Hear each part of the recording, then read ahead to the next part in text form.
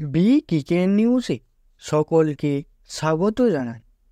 Cricket সম্পর্কিত সমস্ত খবর জানতে বি ক্রিকেট নিউজ চ্যানেলটি সাবস্ক্রাইব করে নোটিফিকেশন অল করে রাখুন।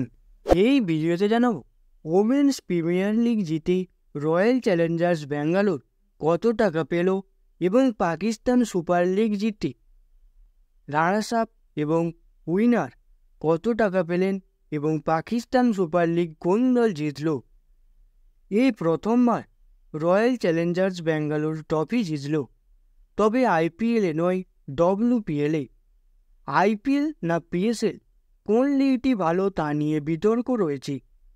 তবে এবার ওমেন্স প্রিমিয়ার লিগের উইনার এবং রানার্স আপ যে টাকা পেয়েছে তার থেকে অনেক কম টাকা দেওয়া হয়েছে পাকিস্তান সুপার লিগে। সোমবার ছিল পাকিস্তান সুপার লিগের ফাইনাল, যেখানে মুলতান সুলতানকে হারিয়ে ইসলামাবাদ ইউনাইটেড 2 উইকেটে জয় পায়। অর্থাৎ চ্যাম্পিয়ন ইসলামাবাদ ইউনাইটেড পেয়েছে 14 কোটি পাকিস্তানি রুপি, যা ভারতীয় রুপিতে প্রায় 4 কোটি 17 লক্ষ রুপি, এবং মুলতান সুলতান পেয়েছে পাকিস্তানি রুপিতে 5.6 কোটি রুপি, যা ভারতীয় রুপিতে 1 কোটি 66 লক্ষ রুপি প্রায়।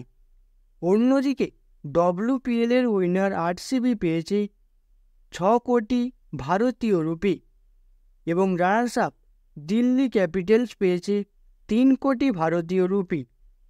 যদি আইপিএলের কথা বলা যায়, গতবারের চ্যাম্পিয়ন সিএসকে পেয়েছিল 20 কোটি রুপি এবং রানার্স আপ গুজরাট টাইটান্স পেয়েছিল 12.5 কোটি রুপি।